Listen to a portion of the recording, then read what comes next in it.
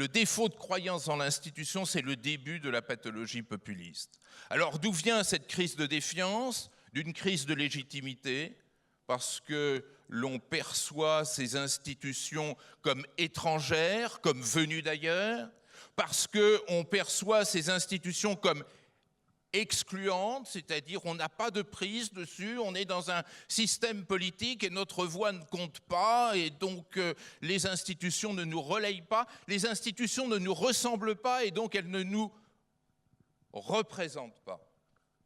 Et puis, c'est aussi une défiance due à un défaut d'efficacité.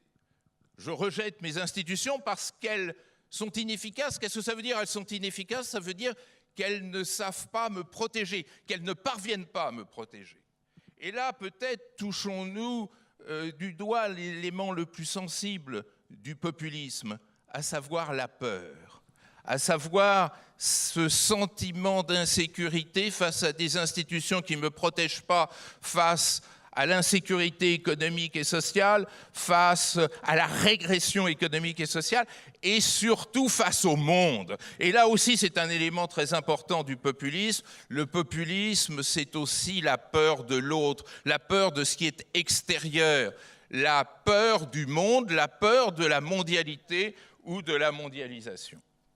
Et donc, il y a bien, comme diraient les médecins, une étiologie du populisme, quelque chose qui se joue dans ces situations de crise. Mais le populisme, c'est aussi une entreprise politique. C'est l'autre versant du populisme.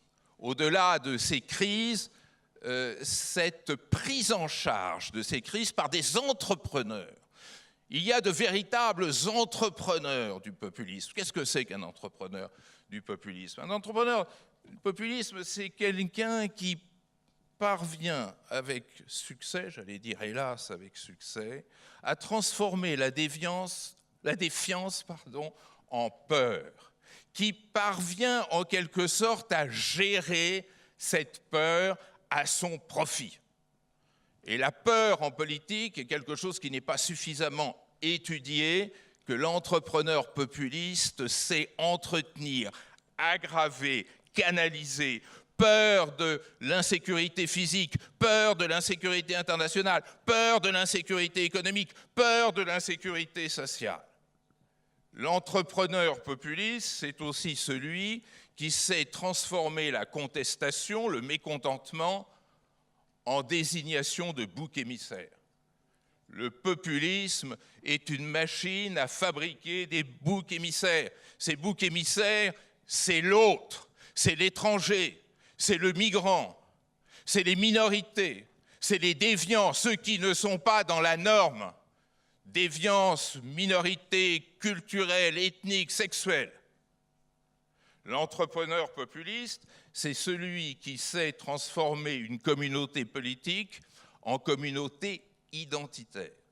C'est-à-dire, face à la faillite des institutions, et on l'a vu tout au long de ce film, face à la faillite des institutions, il faut revenir à ce qui est l'essence même de ces gouvernés trahis, c'est-à-dire leur identité. Et cette identité n'est plus politique, cette identité, elle se fonde dans la nature, dans les racines. C'est donc une réethnicisation de la politique, réethnicisation des États et des nations. Il n'y a plus d'Europe politique, il y a une Europe chrétienne, et ainsi de suite. L'entrepreneur populiste, c'est celui qui sait transformer la défiance à l'égard des institutions en apologie du chef. Puisqu'il n'y a plus d'institutions, on va se confier au chef. Et c'est sur ce point notamment que s'achevait le film tout à l'heure, et qui montre bien qu'au centre du populisme, il y a cette gestion césariste qui vient en quelque sorte le construire en exception politique. Alors, face à cela, nous avons connu dans notre histoire 4 vagues populistes. La première, à la fin du XIXe siècle, s'était emparée des États-Unis. Il y a eu même à l'époque création d'un parti populiste et un candidat qui a failli être élu président des États-Unis. En Russie, avec les narodniki. En France, avec le boulangisme. Nous avons vécu une deuxième vague, qui est celle de l'entre-deux-guerres, que je n'ai pas besoin de détailler. Une troisième vague qui a caractérisé les pays du Sud récemment décolonisés et qui caractérise le temps de la guerre froide qui, nous, en Europe, nous avait épargné le populisme. Et nous sommes maintenant dans la quatrième vague. Cette quatrième vague, elle a pour particularité, cette fois-ci, comme je le disais tout à l'heure, d'être véritablement universelle, et elle est centrée sur cette peur de la mondialisation. Alors, ce populisme, et nos panélistes vont nous le dire bientôt, tout de suite, ce populisme, c'est une double menace pour la démocratie, puisque fondamentalement, il s'agit d'une négation des institutions qui seules peuvent porter la démocratie. Mais c'est une négation aussi des droits de l'homme, parce que le film a merveilleusement montré comment, à la base de la mobilisation populiste, il y a une déshumanisation de l'être humain, qui devient un numéro. Et cette séquence était particulièrement effrayante. Voilà donc ce que je voulais vous dire à titre introductif. Voilà ce que l'on peut dire en très résumé et en très simplifié sur le populisme. Et maintenant, si vous permettez, je vais appeler les trois panélistes à monter sur scène. And now I will invite the three panelists to participate in our debate. I will call first Ninochka Roska, coming from Philippines, novelist, journalist, political analyst, advocating for human rights and women's rights. You fought against Marcos, and now you are fighting against Duterte, who is probably one of the emblems of populism. Ninochka Roska. May I call now Ludmila Teixeira, coming from Brazil, one of the main places where populism is now particularly active. You initiated the Grupo Mulheres Unidas contra Bolsonaro. I hope that I pronounce it properly. And you brought 2 million people, 2 million women on the web, and you successfully mobilized them against this new populist regime. You are a human rights activist, I can say. You are also working for the communities bordering Amazonia and defending those people who are really threatened by the new Brazilian regime. And finally, I will call, where is she? Annalisa Camilli. You are an Italian journalist. You are covering many issues in Italy, and particularly immigration, but also human rights, but also populism, and also gender problems and gender issues. Thank you very much for participating in this panel. I will give you 10 minutes, no more. I hope that I didn't exceed these 10 minutes in my presentation. And maybe, Ninochka Roska, you will open this panel, and after I will give you the opportunity to present your point of view and your experience. I think that your experience is very important for us, and after I will open the discussion to the audience. Thank you very much. Hi. Is this on? Okay. Good evening. Thank you for giving us the chance to speak to you. Strongmen share a very common objective, and that is simply to remain in power as long as possible, with the intent of accumulating as much wealth as possible. And as icing on the cake, be the object of adulation as someone whose memory will live forever. Their tactics are also similar, differing only in terms of intensity and how the local culture amends those tactics. But basically, I would lump those tactics under one heading. Strong men access the id of society, those desires which are suppressed, changed, rechanneled by what we call civilization.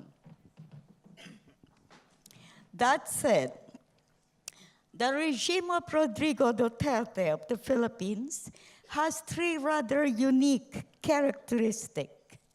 The first one is a postmodernist use of social media to manufacture artificial populism.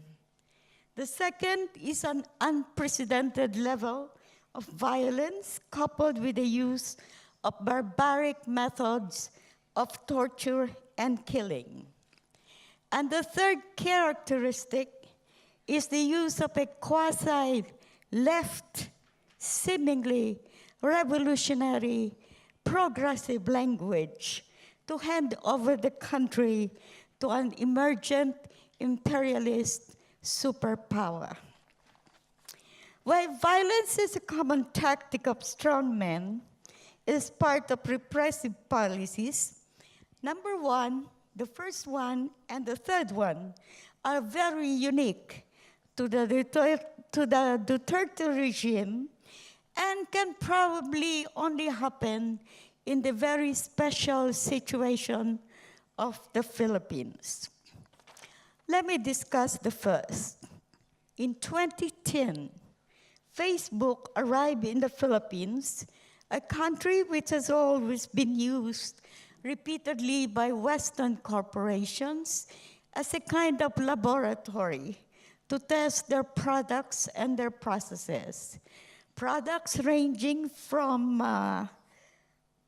the Tordon brush killer, which was used in Vietnam, to Viagra. All of these were tested in the Philippines. And Facebook came with free data on mobile phones or cell phones. Its spread was phenomenal. Within a year, it had 30 million accounts. At the moment, Facebook has about 70 million Filipinos hooked to its system, and its Filipinos spend an average of 10 hours online. In 2016, Duterte weaponized Facebook to win the presidential elections through the simple expedient of using postmodernist techniques.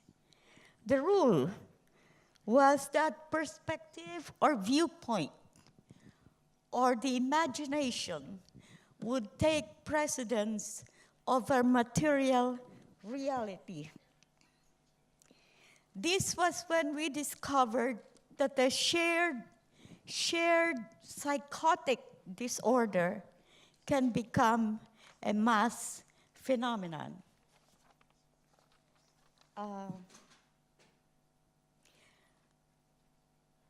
To give you an example, Mr. Duterte came from a very nondescript city called Davao, very nondescript.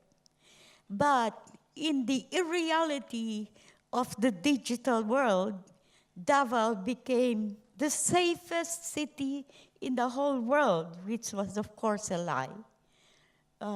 And there were reports, fake reports, that Mr. Duterte had been declared by NASA as the best mayor in the whole solar system.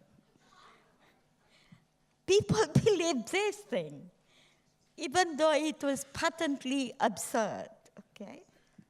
This created mass psychosis, brings to the fore some of the most unpalatable values created by colonialism, which is the belief in a perspective that is not real. I call this era the reign of the rude, crude, and deadly.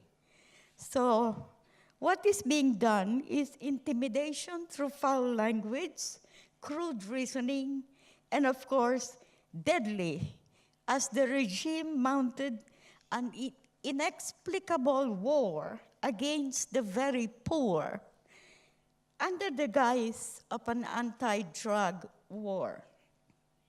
The rate was 1,000 murders a month, beginning in July 2016 when he became president.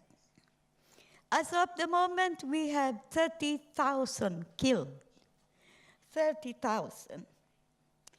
The murders are done by allegedly unknown assailants, but everybody knows the assassins are either policemen themselves or are connected with the police. This level of violence is kept at a very, very high pitch, with the president himself periodically pushing the envelope, of foul language, intimidation, and cursing. I think it was only 2 days ago when he was invited to an event honoring the empowerment of women in the Philippines. He was the keynote speaker.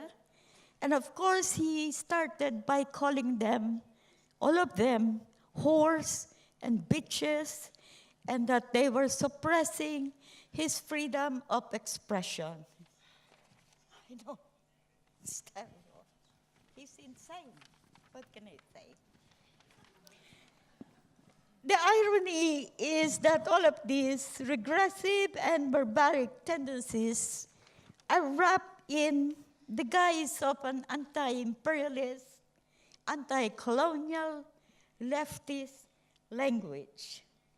This, more than anything, drew the mainstream left into a series of miscalculations, entering into an alliance with the Duterte regime and enabling it to consolidate power. That the left has also been active in the demonization of what now forms the core of the electoral political party, helped create that semblance of a coalition government. What precisely comprised the quasi-anti-imperialist language of the Duterte regime? Shallow anti-Americanism, basically. He just repeated his tirade against Barack Obama for some reason, calling him a very, very black and ugly man.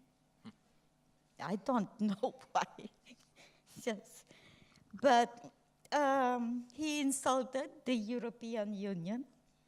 He withdrew the Philippine government from the International Criminal Court.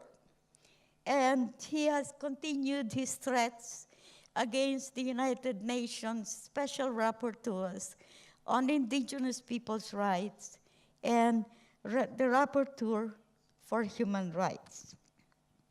This situation that we have now in the Philippines is a repeat of the situation in 1896, when Spain was failing as a colonial power, and the United States was emerging as the new colonial power. So this is basically a repeat it is nothing new. We are abandoning, or Mr. Duterte is abandoning one power in order to turn the country to another power. We just do not know if we as a people and as a nation will survive the process. Thank you. Thank you very much, Ninochka. Thank you. And now we move from Asia to Latin America. And I will give the floor to Ludmila Teixeira for presenting her own experience of the Brazilian case. Thank you, Ludmila. Good afternoon for all. I would like to speak English, but I don't have knowledge enough to talk about the situation in Brazil right now in English. So I ask a license to speak in my language, Portuguese. And I am doing representation right now in 2.5 million women in Brazil. And we have a Brazilian group on Facebook, and I ask a license, I will speak in português. Nas últimas eleições, nós, mulheres brasileiras, estávamos muito preocupadas com a situação de termos um candidato que ele simplesmente é totalmente contrário aos direitos das mulheres e das minorias. Quando eu fui convidada a participar aqui do fórum, eu tive uma certa dificuldade, eu confesso, de fazer a ligação entre o populismo e o Bolsonaro. Porque, para nós, mulheres, principalmente mulheres negras, que fazemos parte de uma minoria no Brasil, o Bolsonaro ele representa, na verdade, um neofascismo. Para nós, porque durante as eleições, ele amplamente fez a discussão de que nós, enquanto minorias, deveríamos nos submetermos à maioria ou simplesmente desaparecer. Então, aproveitando a oportunidade de estar aqui hoje, numa data tão emblemática, que é o 14 de março, que nós devemos lembrar que está completando hoje um ano do assassinato brutal da nossa vereadora Marielle Franco.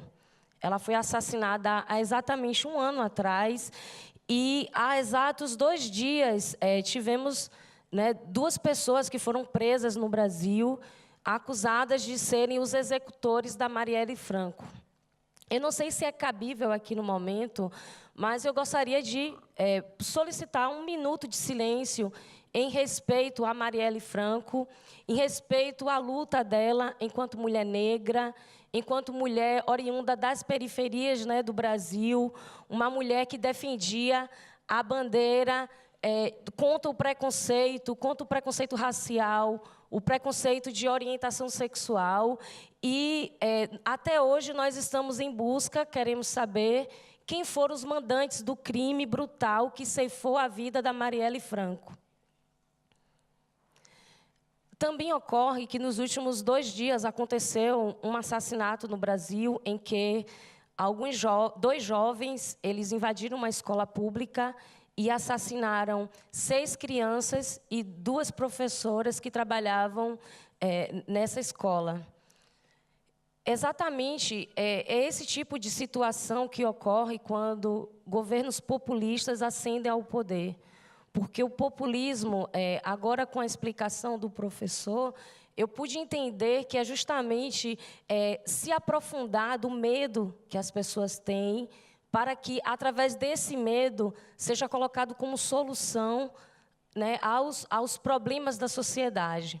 A sociedade brasileira atualmente vive um problema muito grave em relação à corrupção, em relação ao crescimento da violência, em relação à falha das instituições públicas. Então, esse tipo de situação, ele acaba abrindo espaço para que pessoas ajam como se fossem verdadeiros salvadores da pátria e se coloquem enquanto as pessoas que poderiam estar salvando a população do que mais a população teme, que é a questão do medo. Então, governos populistas, eles são verdadeiros perigos para a democracia de todos os países.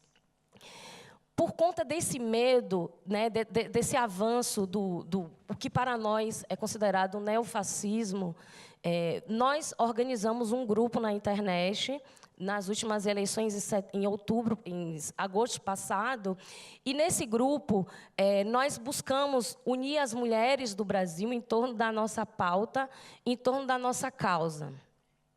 Fizemos esse grupo como uma forma de resistência, como uma forma de alertar a população de que existia muito perigo em você eleger um candidato que ele era amplamente contrário às minorias do Brasil, amplamente contrário aos direitos dos homossexuais, aos direitos das comunidades indígenas, aos direitos das comunidades negras. Então, infelizmente, apesar de todos os nossos esforços, de toda a nossa luta, de tentar mobilizar a população, de tentar alertar sobre o que estava acontecendo no Brasil, esta pessoa foi eleita e, nesse exato momento, nós não sabemos dizer como que será o futuro do nosso país.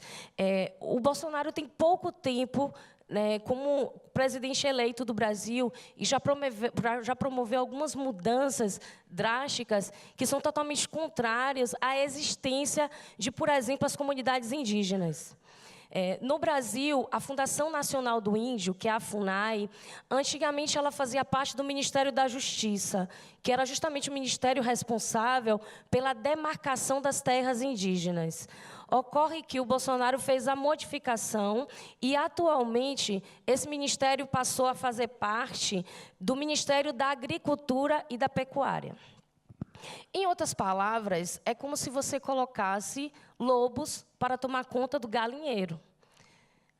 A demarcação de terras indígenas é um problema muito corrente no Brasil. Existe uma disputa pelas terras, né, que são terras que são ricas, né, em minérios, em pedras preciosas, em combustíveis fósseis.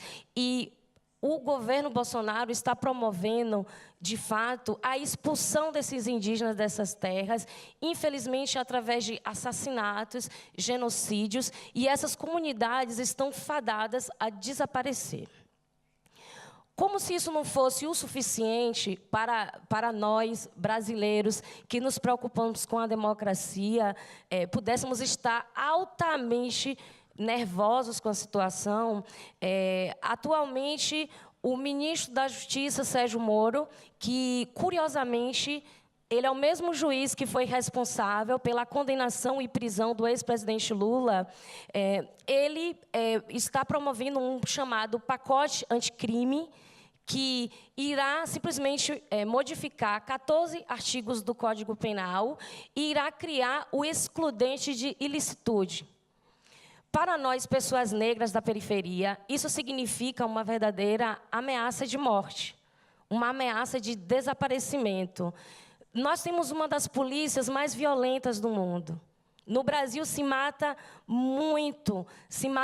Os policiais, infelizmente, agem de forma truculenta e violenta. Com essa modificação, com esse pacote anticrime, por exemplo, os policiais poderão alegar que estão sob forte emoção ao promover os chamados autos de resistência. Autos de resistência seriam as mortes que ocorrem durante confrontos entre policiais e os ditos criminosos. Então, é muito importante a nossa participação aqui nesse evento, porque precisamos alertar a comunidade internacional da nossa situação. Apenas 2 meses de governo e, com uma caneta, é possível haver modificações na nossa legislação, que, por exemplo, eu não sei como que será a minha segurança no retorno para casa, porque se houver uma modificação na lei que pode simplesmente colocar as nossas atividades de ativismo, cyberativismo, como atitudes terroristas. Existe um projeto que está em tramitação, então, existe uma grande preocupação para nós ativistas brasileiros. O Brasil é um dos países que, infelizmente, mata muito ativistas. né? Muitas pessoas elas têm perdido as suas vidas e nós não sabemos muito em quem podemos confiar na política, agora com a ascensão desse governo populista, que justamente prega o neofascismo. Para nós, minorias, né, minorias é uma verdadeira sentença de morte e uma sentença de extermínio. Ao ver esse filme, eu fiquei verdadeiramente chocada a perceber como que uma milícia ela é institucionalizada. Justamente, as milícias no Brasil, elas têm tido um grande crescimento e, infelizmente, elas estão fazendo parte do nosso governo. É muito importante frisar que existem ligações entre milícias e o atual governo federal. Isso é triste e é assustador, porque há 2 dias atrás, as 2 pessoas que foram presas como suspeitos de serem os executores da Marielle Franco, uma dessas pessoas era vizinho do nosso atual presidente. Então, fica os questionamentos sobre essa situação. Esperamos que a comunidade internacional esteja atenta à situação que ocorre no Brasil. O Brasil, como uma das maiores democracias, né, do mundo, a nossa democracia ela está em risco, as nossas vidas também estão em risco, e nós não sabemos ao certo o poder que uma caneta pode fazer. O final do filme exatamente mostrou isso. Mostrou que quando a milícia, quando os paramilitares, eles ascendem ao poder, o poder das armas, ela passa a ser o poder da caneta. E uma caneta, ela é capaz de ceifar muitas vidas. Vidas de indígenas, vidas de pessoas negras, vidas de homossexuais e de demais minorias que estão correndo risco lá no nosso país. Obrigado, Ludmila. Thank you very much. And now we move to Europe. And Annalisa Camilli, I think that you have many things to say about the Italian situation. And so I give you the floor. Thank you. It's a pleasure and an honor to be here with such a panelist. And it's very interesting, I think, that I am the only European with you, of course, but, well, speaking about populism, this is very interesting because I think that Italy, in some way, has always been a sort of laboratory for Europe, where some new trends, new scaring trends has been experimented and implemented before the other European countries. I'm thinking, for example, at Silvio Berlusconi. When he won, everyone in Europe was laughing at us. But when then, some years later, Donald Trump won in the US presidency, well, we the Italians were laughing and we were saying, okay, we know such a process. And I think that in this moment, something very similar is happening in Italy, and that's why it's very interesting to look at my country in order to understand what could happen also in Europe, looking especially at the coming European election. As you probably know, in Italy we have a populist government since June 2018. But this government is formed by 2 different parties and 2 different kind of populist party. On one hand, you have the Five Star Movement, that is an anti-establishment party that was founded, created by a commission, a comic actor who entered in politics some years ago with a strong anti-establishment critic. He wanted to break in some way the political system. He was criticizing a lot the ruling class, the corruption in the country, and he took the consensus of the middle class, of the Italian middle class, but also of a lot of left-wing militants that want in some way reform our democracy that seems to be weak, that seems to have let the inequality growing in our country. Beppe Grillo, that was this comic actor, entered in politics. He used to say that he wanted the people, normal citizen, entering the parliament in order to change it.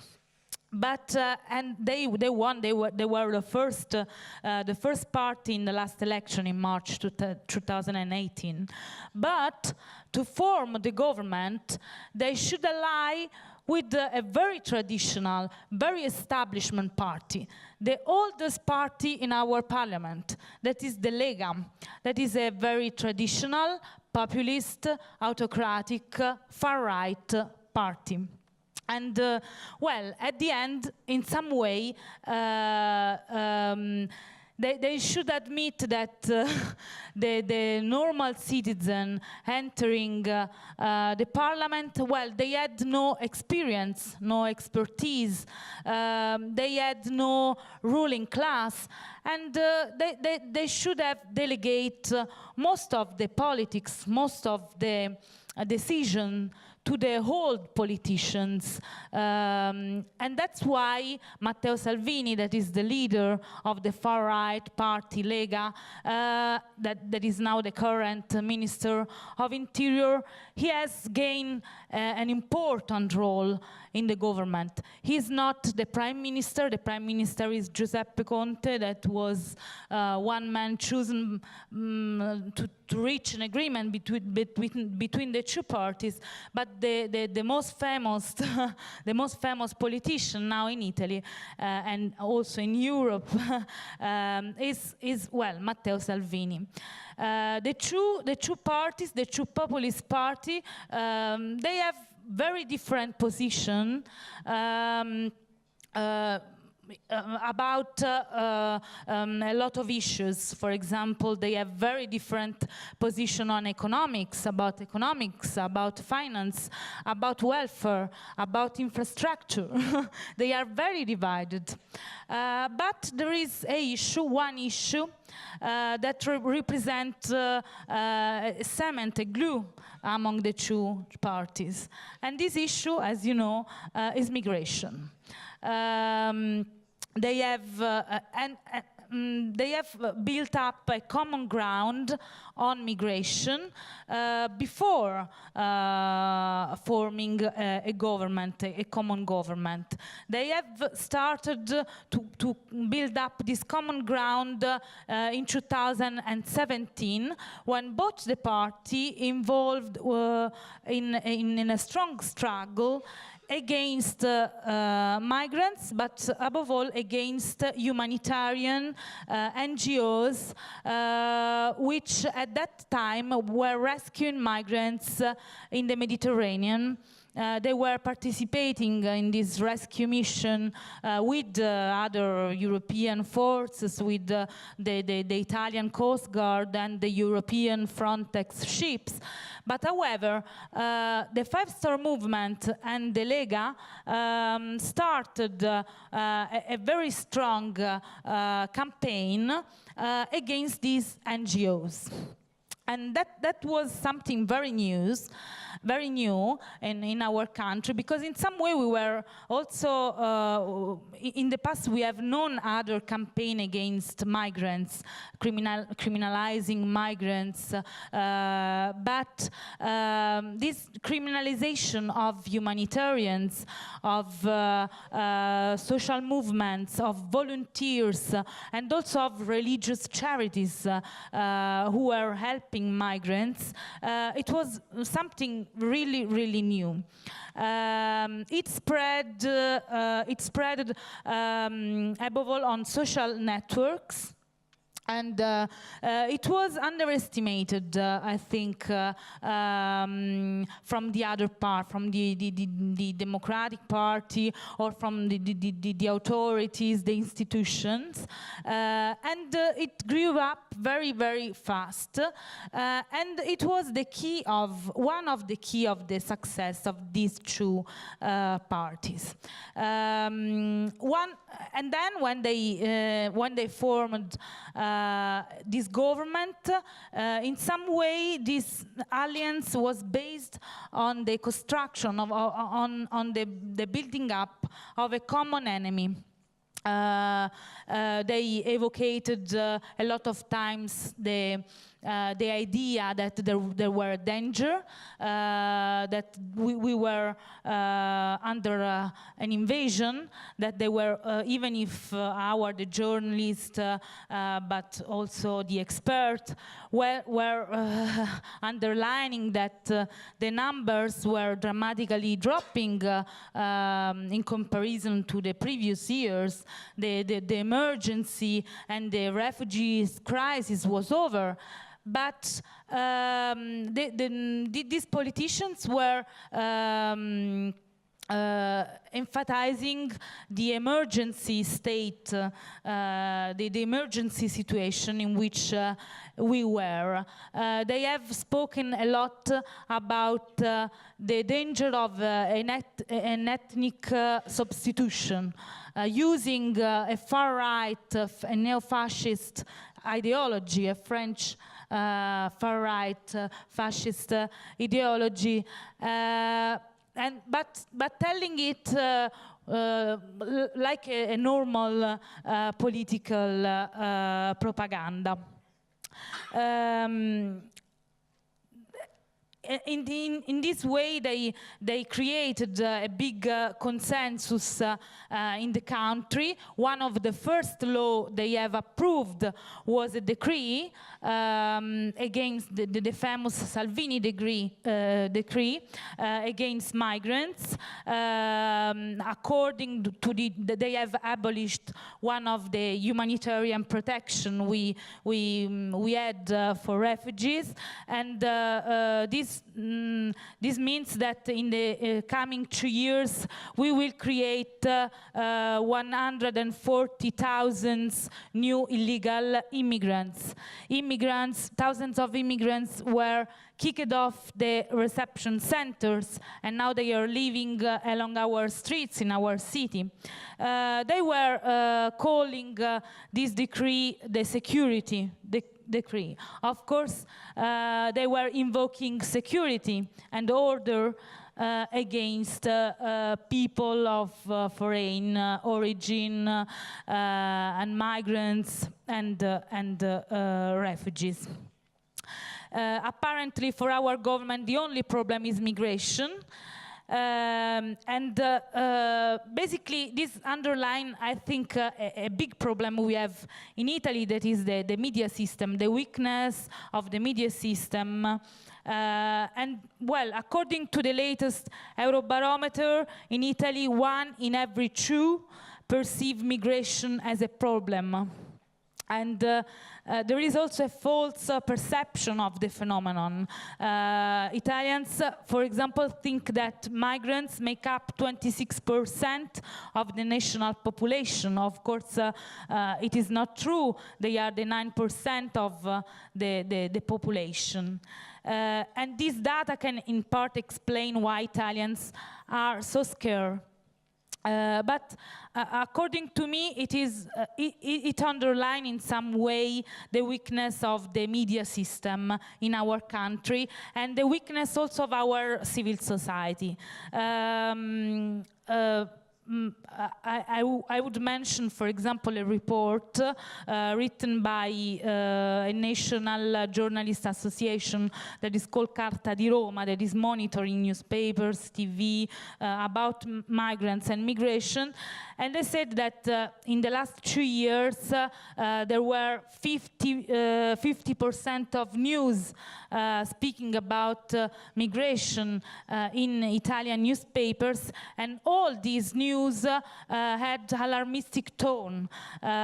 We were speaking about migrants always linked to crimes, for example, or about the border. Therefore, in some way, this was exacerbating in some way and polarized the position of people about migration.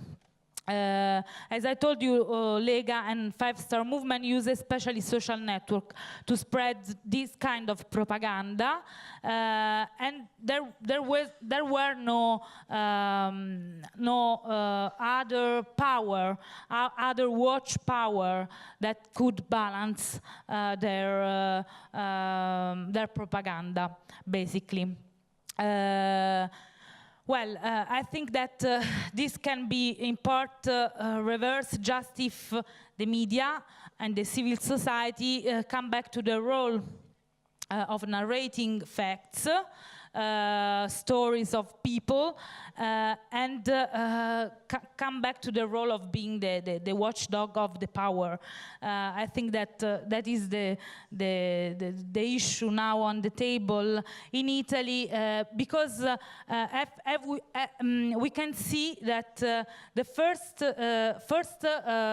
first target was migrants, but now the second target are women. For example, we are implementing, they are proposing law against divorce and against abortion, and this month, at the end of the month, in Verona, it will take place a big World Family Congress that will reunite all European pro-life activists that want to support laws against the freedom of women. Thank you. Thank you very much. So we had 3 very impressive experiences and strong presentations of different cases, but many common denominators too. That's to say, fear, stigmatization of minorities, and this reconstruction of a kind of natural identity. Now, the time for opening the discussion. I see that there is a first question on my left and a second. Okay. Would you please set your question either in English or in French? Vous pouvez poser vos questions en français et en anglais. Thanks to our very kind and gentle translators that I want to thank very warmly. And before all the people escape from the room, I think the time is to say the first question was on the left. Yes, sir? En français ou en anglais?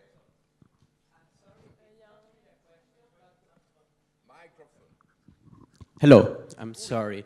It won't be. I wanted to ask a question, but then I heard the intervention about Italy, and I cannot help but saying that it really misrepresented the nature of the alliance between the Five-Star and the Lega. It's not that the situation in Italy is not bad, it's super bad. But the Lega and the Five-Star didn't find common ground on immigration. The common enemy was Europe. The Lega has always had a super strong anti-immigrant position, and it is dominating that agenda But the five-star simply didn't have a position on immigration, not a clear one. And the Lega is dominating that agenda because the five-star doesn't have a clear one.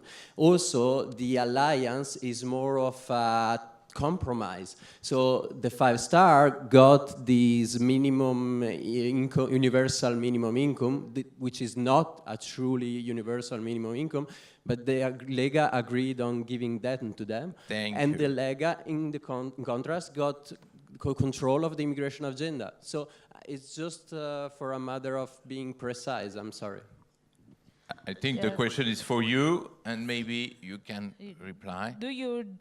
I would like to remember that, for example, was Di Maio, the leader of Five-Star Movement, who has invented the way of calling the NGOs ship sea taxi, for example. They have done in April 2017, as I told you, a strong struggle against humanitarian rescuing migrants at sea, seeing that they were implementing, that they were fueling a business, real business. Of course, they have not the same position, but I think that, and also Beppe Grillo in his blog a lot of years ago, he said that he wants to close the borders. Of course, on one side you have a far-right party, and on the other side you have a party that said that they are not a far-right nor a left-wing party, a party that is very ambiguous. But I think that they did not change their position. For example, when the Salvini decree was that is apparently also unconstitutional, was approved last November, the Five-Star Movement did not present has presented a lot of amendments, but they retired all the amendments. Therefore, if they have other position, well, they did not express this position in the parliament. And some of them, for example, Gregorio De Falco, that is one former Coast Guard he was expelled from Five-Star movements because he was defending the NGOs saving and rescuing migrants in the Mediterranean. Thank you. That's why it's very important to remind that there is not one kind of populism, but several kinds of populism. Rightist populism, but also leftist populism. It does exist too. A second question, it was maybe a lady. Yeah, sir. Here. Hello. So? Yeah. So I will speak in French, it's better for me. I think so, it's okay. J'aimerais savoir pourquoi vous parlez à toutes les corruptions d'un tour mondial, à tous les pays, et vous pliez les corruptions ici en Suisse, spécialement ici à Genève. Il y a plein de corruptions ici à Genève, spécialement mon cas. Par exemple, le cas de Mohamed El-Ghannam. Et mon cas, j'ai été 13 références cantonales, et on a essayé de trouver plusieurs fois. So if you want, I speak in English. If you don't understand me, it's okay for me. I said, why you always in here, and yesterday you don't speak about the corruption here in Switzerland and here in Geneva, although all the organization, right? Yeah. Oui, si vous voulez bien poser des questions aux panélistes. My question is for a human right. Why a human right doesn't have right to make a plan against Switzerland? Thank you. It's absolutely not the subject, but we take the point. Yes, I'm afraid. Thank you. Monsieur, là-bas au fond.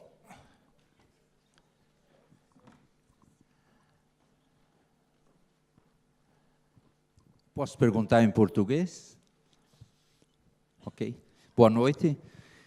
Queria cumprimentar a Ludmila pela fala.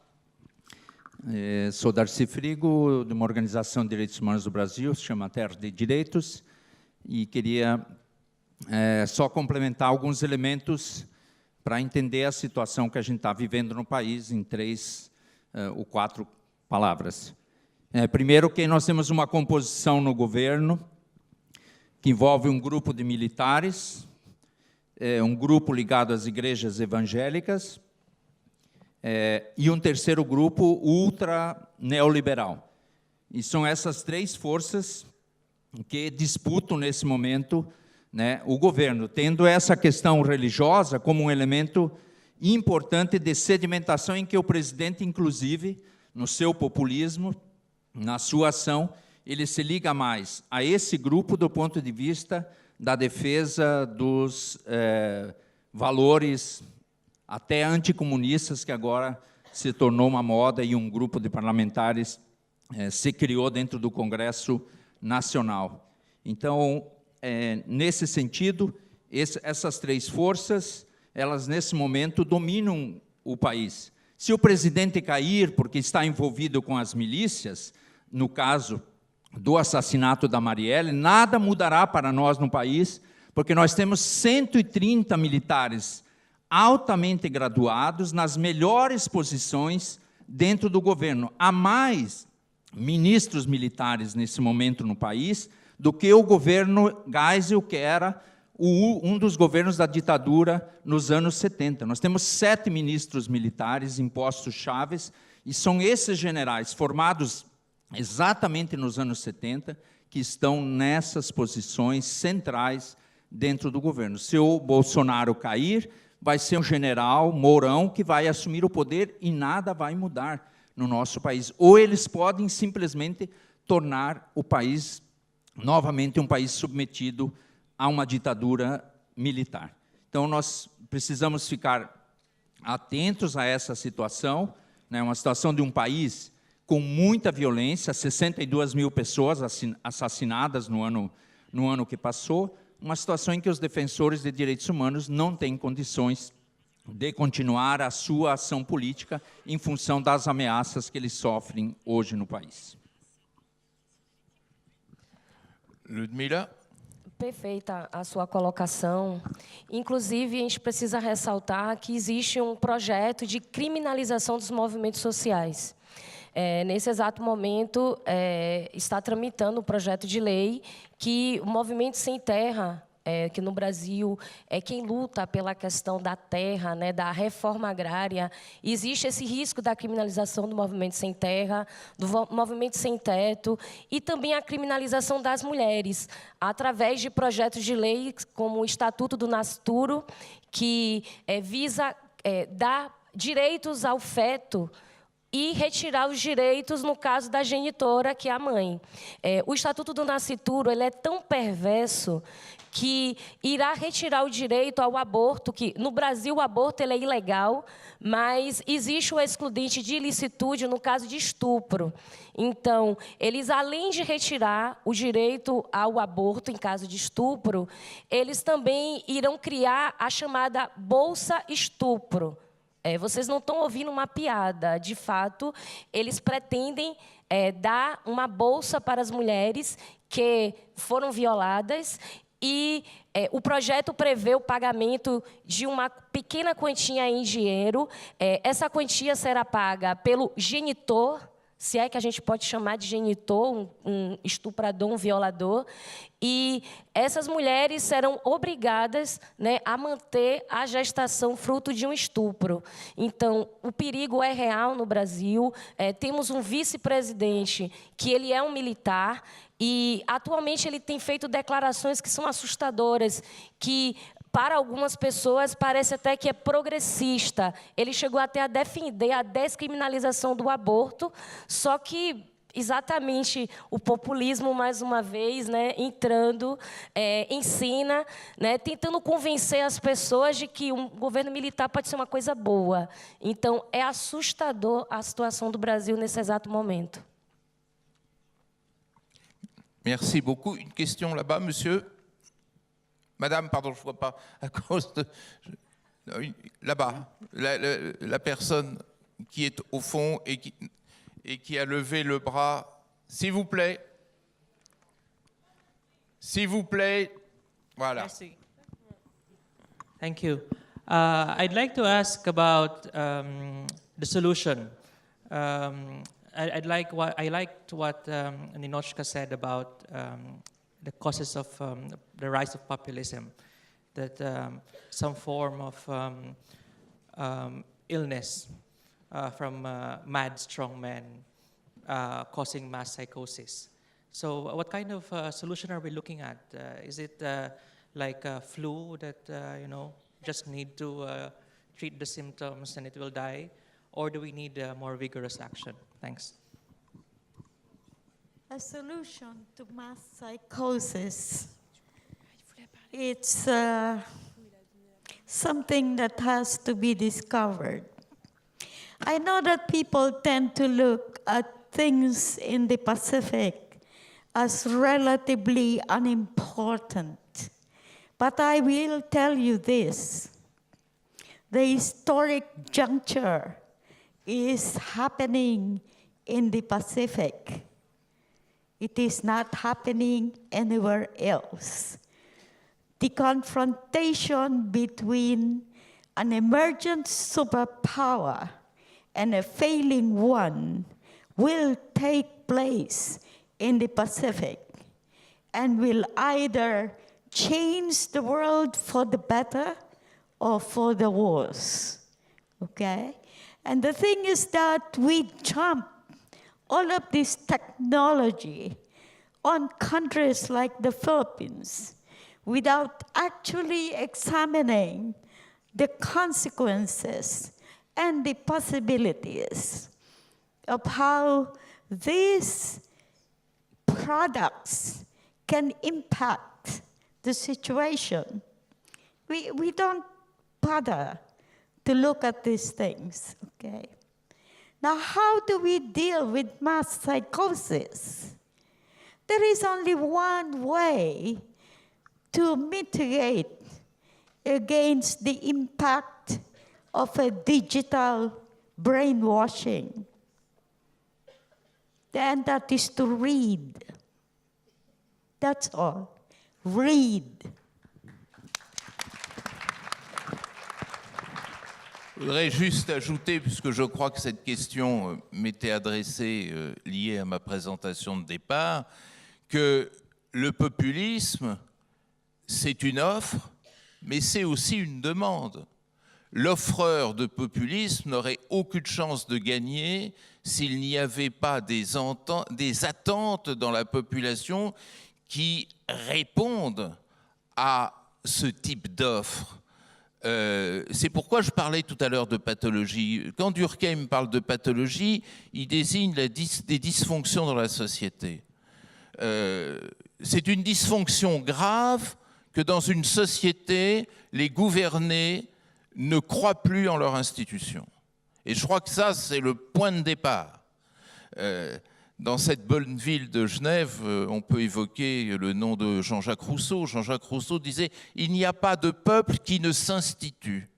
À partir du moment où un peuple perd la confiance en ses institutions, n'importe quelle rhétorique démagogique et populiste peut faire les offres les plus catastrophiques et transformer cette défiance en ses institutions en haine de l'autre.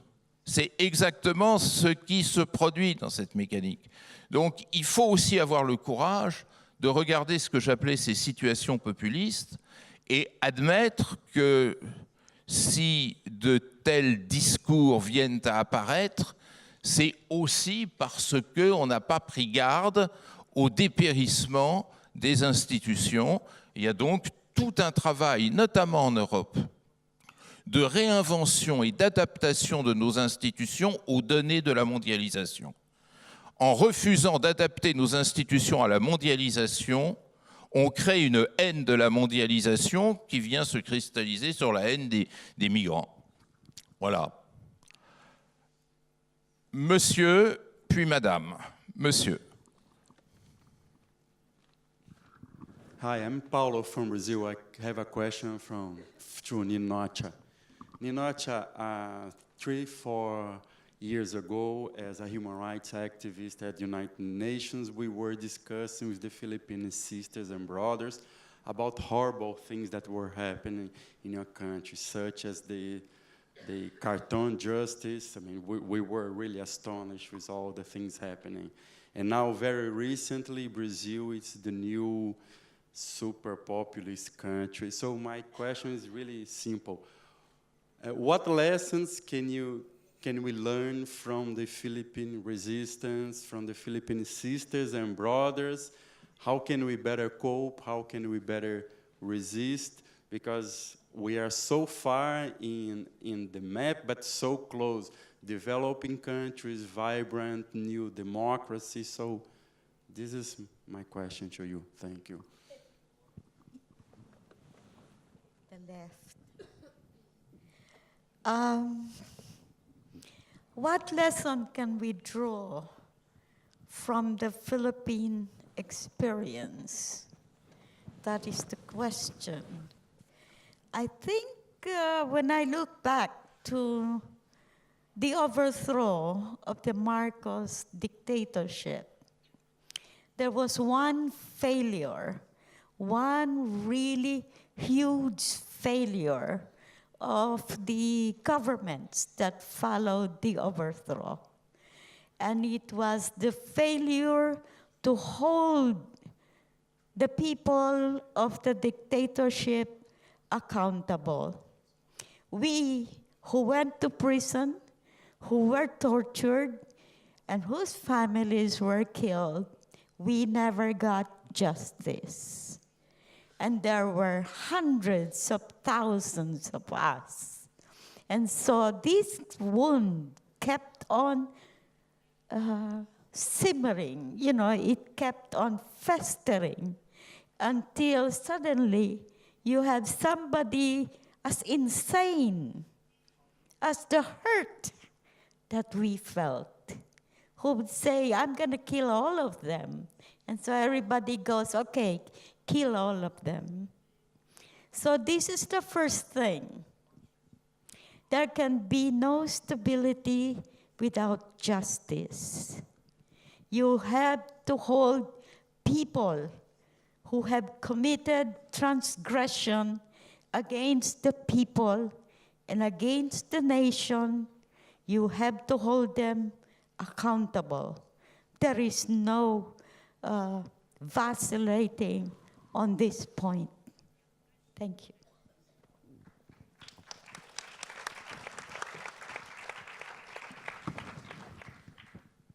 Ludmila, do you like to have a reply?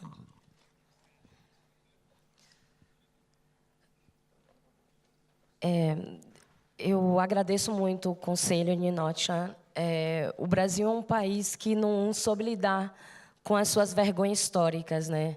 Como a escravidão, a ditadura militar.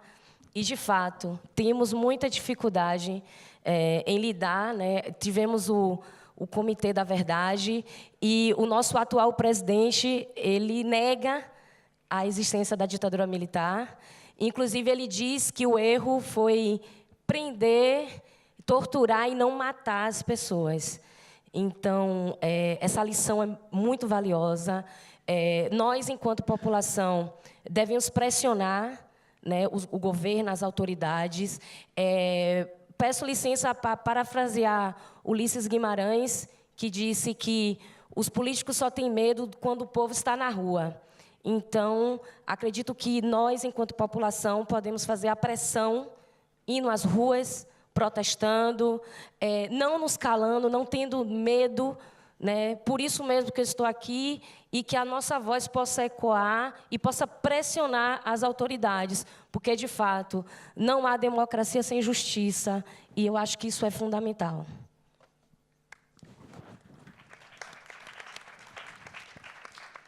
Oui, madame, là-bas au fond.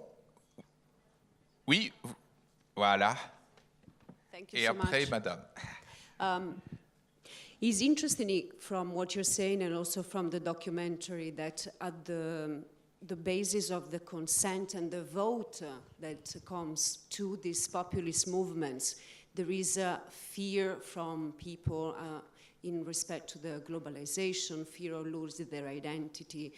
But beyond profiling what we are dealing with in terms of who the populists are, I would like to pose a question to the panelists on if you were a leading politician now, or you were the Secretary General of the UN, or a leading figure in the UN, what are your suggestions on what are the elements for a counter-narrative that can convince people to change the vote, to shift the vote? Because the social media can also be used to spread a different narrative. I think where we are all at loss is like, what is a convincing counter-narrative?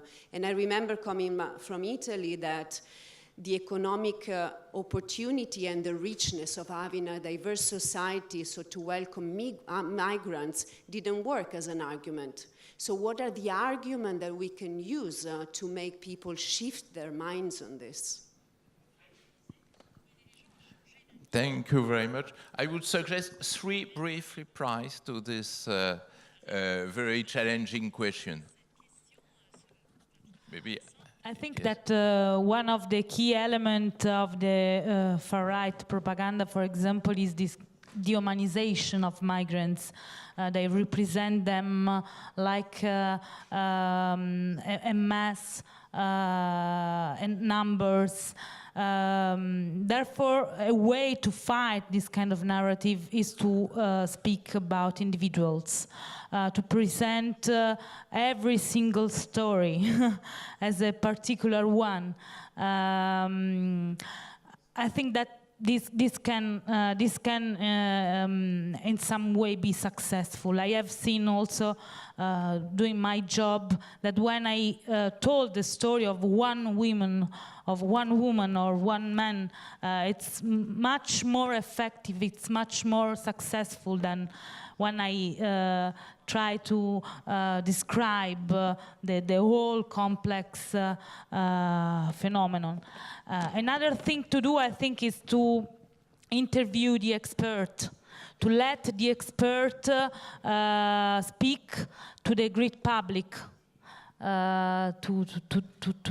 for example, in TV shows, and try to let them arrive to the big public, the public opinion.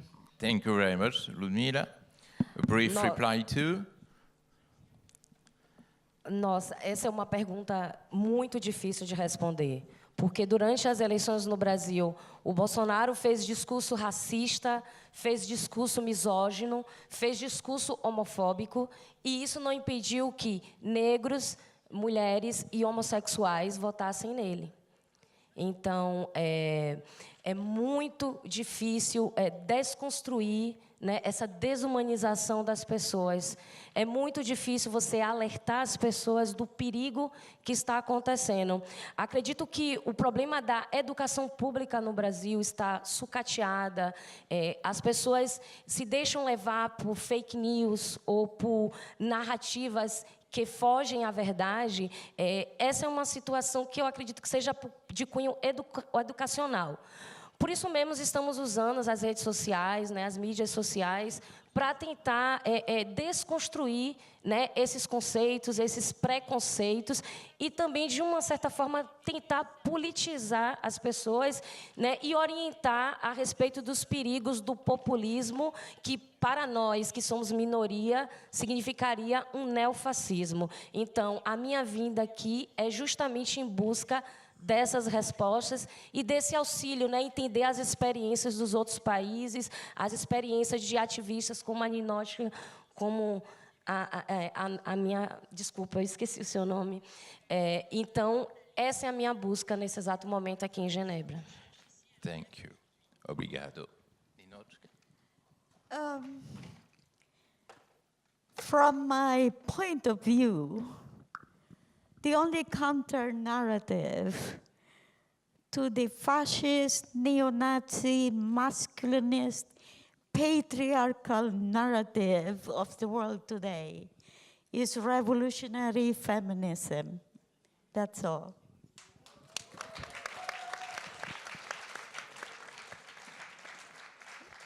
On peut prendre une dernière question, madame, oui.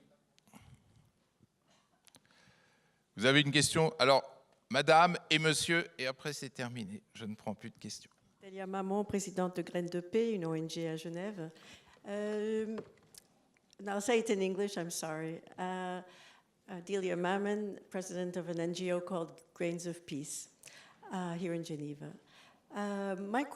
First of all, thank you to Ninuchka and to the lady from Brazil for bringing up education. So Ninuchka talked about reading, and I cannot remember your name. It's Ludmila. Ludmila we talked about the need for education and doing it through social networks.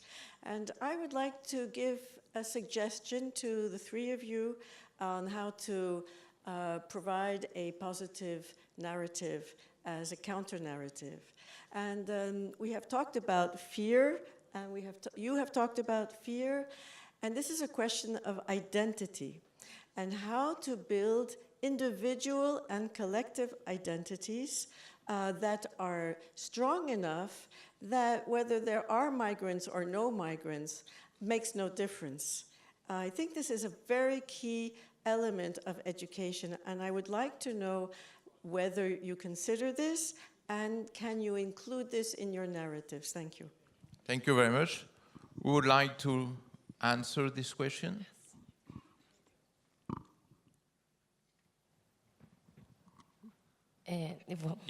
Eu posso responder.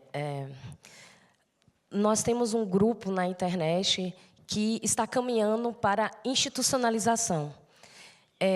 Como conseguimos reunir uma grande quantidade de mulheres, estamos caminhando, talvez, para a fundação de uma organização não governamental, uma associação, ou, quem sabe, até a fundação de um partido político, porque já percebemos que as decisões mais importantes que vão influenciar a nossa vida, que vão influenciar a nossa existência, no Brasil elas ocorrem dentro do cenário político, é dentro da Câmara de Deputados, é dentro do Senado. Atualmente, os nossos deputados, principalmente de esquerda, eles conseguiram barrar um projeto que era chamado a Lei da Mordaça, que era um projeto de lei que falava que os professores estavam promovendo a doutrinação ideológica dos estudantes. Então, esse projeto de lei ele visava censurar, né, os professores de efetuar suas aulas com toda a liberdade que a legislação permite.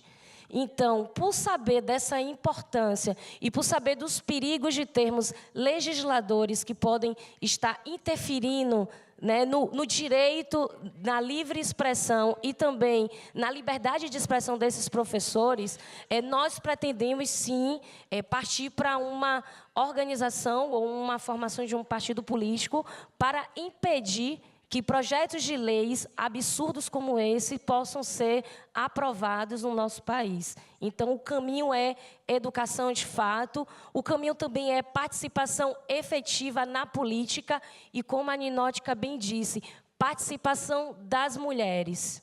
Merci, thank you very much.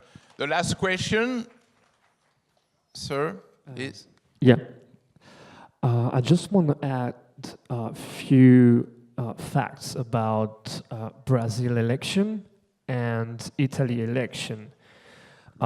Brazil population about 200 million people, only 100 million of voters, which makes like 50% roughly of voters. Jair Bolsonaro was elected at the first tour with like 46% of the votes. Of those 50%, which makes roughly like less than 25% of the population. Italy population, 60 million people. Only 33 million people expresses their voices, which makes like a little bit more than 50% of the population. The Matteo Salvini party has earned only 12% of those 33 million people. So I would totally agree with what Ninochka said. We must read. It's our duty of citizens to be concerned about politics. We must go vote, we must go learn, and we must just read about politics and be interested about what happened, because this is our fault. We failed being concerned of politics, and this is how populism rise. Thank you. Thank you very much. Like to give an answer?